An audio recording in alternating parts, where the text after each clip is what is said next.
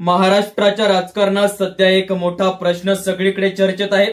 भाजपचा राष्ट्रीय अध्यक्ष कोण आणि त्यामध्ये जे नाव आहे त्यात सर्वात मोठं नाव म्हणजे देवेंद्र फडणवीसांचं। मग खरंच देवेंद्र फडणवीस मुख्यमंत्री पदाचा राजीनामा देऊन दिल्लीला जाणार का? आणि तसं झालं तर मुख्यमंत्री पदाचे सूत्राकडे कोण आकडे येणार? या चार नव्या चेहऱ्यांची जोरदार चर्चा, पण अंतिम निर्णय मात्र दिल्लीच्या नेतृत्वाचा। नमस्कार मंडळी, मी समाधान पाटील, तुम्ही पाहतात खटपट ओरिजिनल। पुढच्या महिन्यात बिहार निवडणुकीपूर्वी भाजपचा नवा राष्ट्रीय अध्यक्ष जाहीर होणार आहे असं बोललं जातंय। अध्यक्षासाठी तीन मोठी नावं समोर आलीत। JP नड्डा जे सध्याचे राष्ट्रीय अध्यक्ष आहे, मोदी आणि अमित शहा यांचे विश्वासू आहे।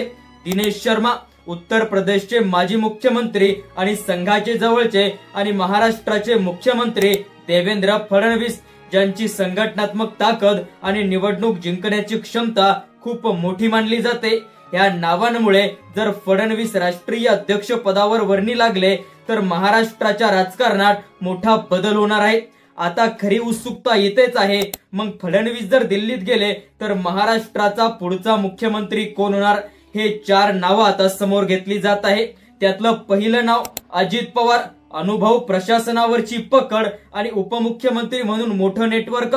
नंबर 2 पंकजा मुंडे, मराठवाड्यातील लोकप्रिय नेता, महिला नेतृत्वाचा फायदा आणि महाराष्ट्राच्या पहिल्या महिला मुख्यमंत्री होण्याची शक्यता। चंद्रशेखर बावनकुळे, विदर्भातील ओबीसी नेता आणि भाजप संघटनेत महत्वाची भूमिका। आणि चौथं नाव म्हणजे एकनाथराव शिंदे, सध्याचे सहकारी मुख्यमंत्री, पण भाजप आमदारांचा विरोध असल्यामुळे त्यांना संधी ही तुलनेने कमी मानली जाते।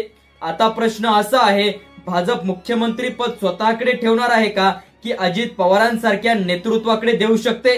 हे पूर्णपणे दिल्लीच्या तख्तांवर अवलंबून आहे। एक गोष्ट मात्र नक्की आहे, फडणवीस हे पक्षासाठी निवडणूक जिंकणारे सर्वात मोठे चेहरे मानले जातात, त्यामुळे त्यांना महाराष्ट्रातून दूर करणं हा सोपा निर्णय नाही। पण जर तसं केलंच आणि फडणवीस गेलेच तर महाराष्ट्रात नवनेतृत्व उभं राहण्याची शक्यता आहे। मित्रांनो, या चार नेतृत्वांपैकी तुम्हाला नेतृत्व कोणतं आवडतं? कमेंट मध्ये प्रतिक्रिया द्या। आणि हो, अशाच महत्त्वपूर्ण व्हिडिओंसाठी खटपट ओरिजिनल या YouTube चॅनलला सबस्क्राईब करा। धन्यवाद। जय महाराष्ट्र।